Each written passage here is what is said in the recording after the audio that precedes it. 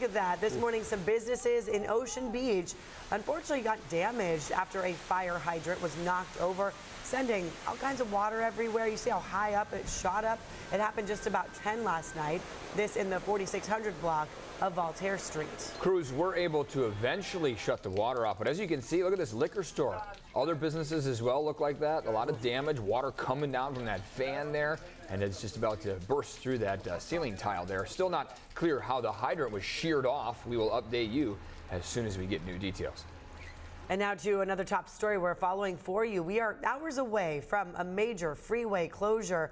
Here's the countdown clock, just under 15 hours from now. Sections of the 5 that run over State Route 163 will close for emergency repairs twice this month, and starting tonight, southbound lanes of the 5 will close from Interstate 8. Glad you're with us here at 6 a.m. everyone on this Friday. I'm Eric Conard. And I'm Nada Irampour. CBS 8's Chris Groh joining us live near the site of this closure to explain how it's going to impact people's commute. The sound of this seems like thousands and thousands of people will have to take a different route, right, Chris? Think about how many people take the 5 each and every day down from the border all the way up to North County. And while this may not seem like such a large section, it's a pretty important chunk of the 5 here, essentially from the 8 all the way down. You are seeing right there that red, that is going to be closed for several days. We're talking Friday at 9 p.m. all the way up until Monday morning, which means that many of you, your commute down to the airport is going to get potentially lengthened as you look for another route. But take a listen to what else Caltrans had to say about why it is they chose this section for this weekend. Believe me, there's never a good time to close a freeway in downtown San Diego, but we chose weekends with no baseball games, major events, and before major construction happens at the airport.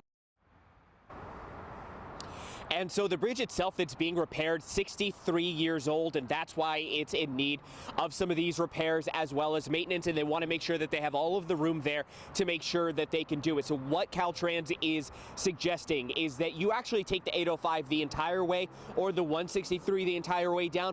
Try not to actually take the 5 down to the 8 and then get redirected east, because if everyone does that, then you are going to see quite a bit of a traffic jam. The other thing that you can do is make sure that you are preparing or skip it all together and take public transportation. That is another way to try to avoid a bit of a congestion headache.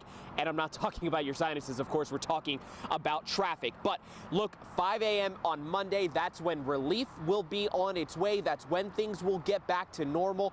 The biggest impact likely going to be those going down to the airport. So keep that in mind. If you have flights going out this weekend, give yourself even more extra time. We always think about giving yourself extra time due to the Terminal 1 construction. Now throw this into the mix as well, too. Eric? All right, Chris, thanks for the breakdown there. Well, new this morning, did you feel it? A 3.1 magnitude quake hit near Ramona overnight. It happened just before 11 p.m. USGS says the quake was centered around 14 miles northeast of Ramona. No reports of any damage or injuries right now. This morning, California continuing to crack down on fentanyl being smuggled here into the U.S. Governor Gavin Newsom announced the California National Guard will play an even larger role in this ongoing fight.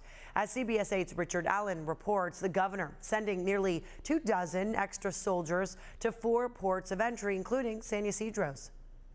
California is cracking down. Cracking down on illegal drugs, especially fentanyl, that's continuing to be smuggled into the state. California is putting in the work to address this crisis. Governor Newsom announced today that the state will increase the number of California National Guard troops helping with drug enforcement by 50%, bringing the total number of CalGuard members assigned to this mission to 60.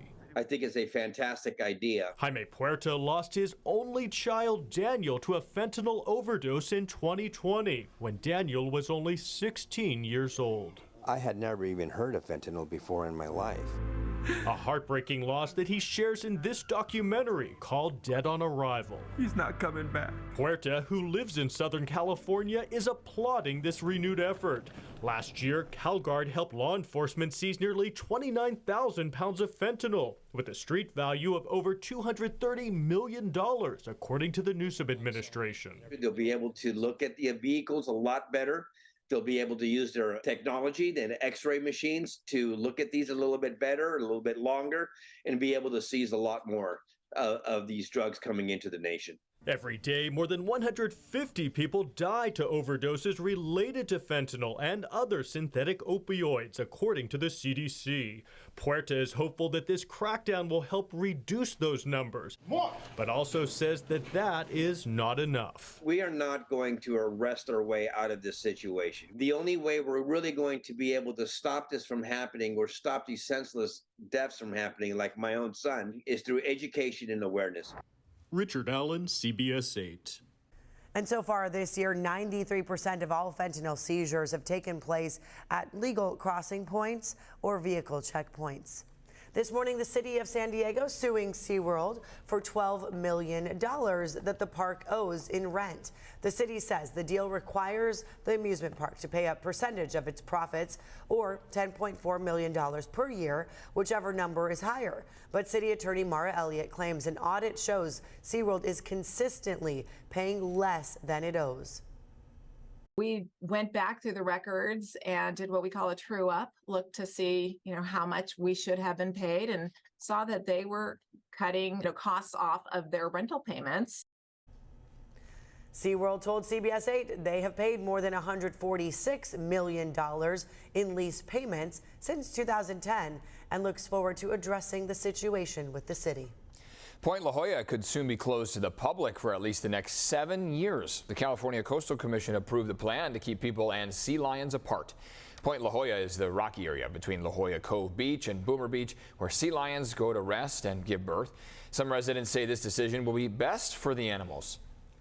I surf a lot out here, and I've seen some seals on the boards and stuff, and they go on it and off, and I feel like if they just be left alone, it'll be the best. San Diego City Council expected to vote on this proposal later this month. If approved, it would likely take effect in November. More signs will be posted reminding the public of the area being closed. Boomer Beach Ocean Access will remain open with a makeshift trail.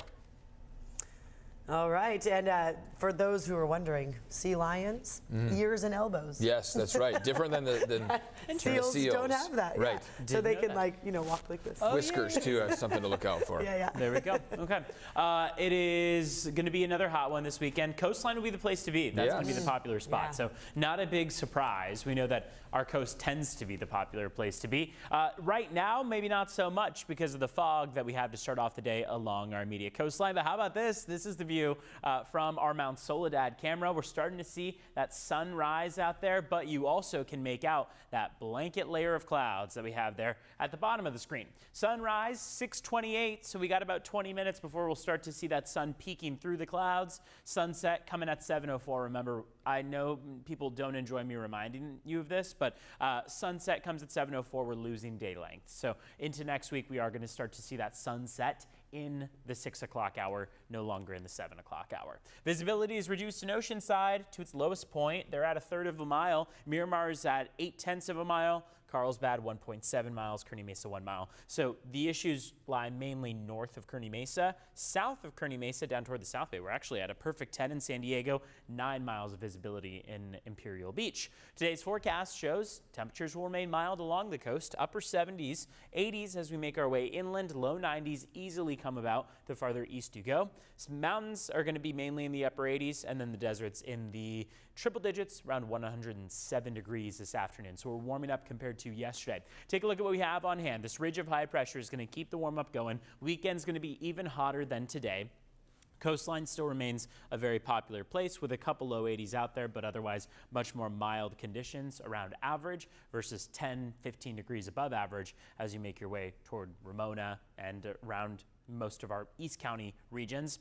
This ridge is going to start to move south of us, and as it moves south, it will take its warmer air with it, and we'll start to see those temperatures decline going into next week. So expect a warm up between now and the weekend. Saturday, Sunday, still very warm, cooling down all through next week. Let's take a look at border wait times. It's 6:10 on the clock right now. At the San Ysidro Port of Entry right now, we are looking at a 110-minute wait, so nearly 2 hours. Otay Mesa Port of Entry going to take you an hour 30. I'll send things back to you too.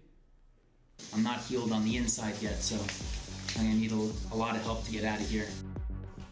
Wow, coming up, the complicated cave rescue for an American trapped thousands of feet underground. Plus, why you shouldn't throw away expired COVID tests. And a spicy chip company responding following a teenager's death after the one chip challenge.